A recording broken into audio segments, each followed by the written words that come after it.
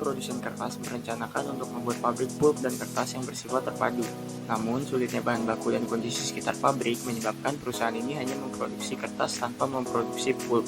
Perusahaan produsen kertas didirikan dengan status Badan Hukum Penanaman Modal Dalam Negeri atau PMDN, dengan jumlah karyawan pada saat itu kurang lebih 200 orang.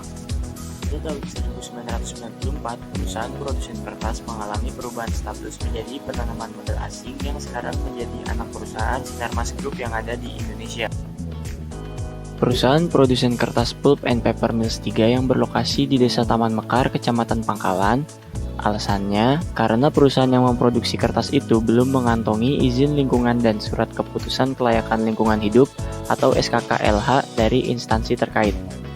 Perintah penghentian aktivitas perusahaan produsen kertas itu dituangkan dalam surat yang ditandatangani Kepala DLTT setempat Wawan Setiawan tertanggal 29 April 2019 karena banyaknya keluhan dari warga sekitar tentang perilaku perusahaan produsen kertas yang membuang limbah airnya secara langsung ke aliran Sungai Cibeet. Tindakan tegas Satgas Citarum Harum tidak membuat manajemen perusahaan produsen kertas jera. Mereka tetap mengalirkan limbahnya ke Cibeet melalui anak sungai Cikaretek. Dalihnya, tanggul penahan limbah B3 itu jebol, sehingga limbah mengalir deras ke Cikaretek dan masuk ke Cibeet.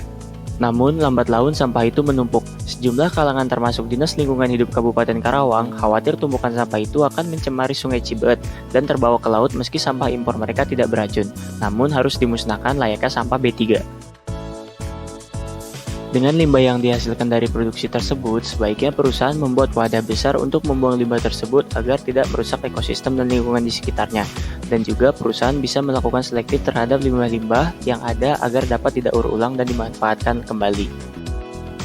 Apabila perusahaan masih melakukan pelanggaran-pelanggaran tersebut, warga sekitar bisa melakukan tindakan mediasi secara kekeluargaan, secara konsisten.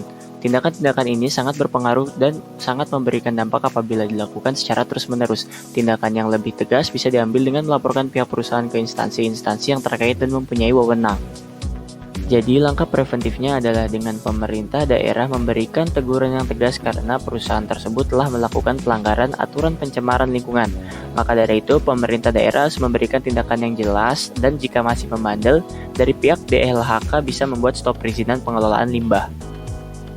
Lalu solusi lainnya adalah dengan membuat saluran limbah atau mengolah limbah tersebut agar bisa diolah kembali dengan memasukkan senyawa untuk mengeluarkan senyawa kimia berbahaya dari limbah tersebut agar warga tidak tercemar dan merusak ekosistem lingkungan yang ada.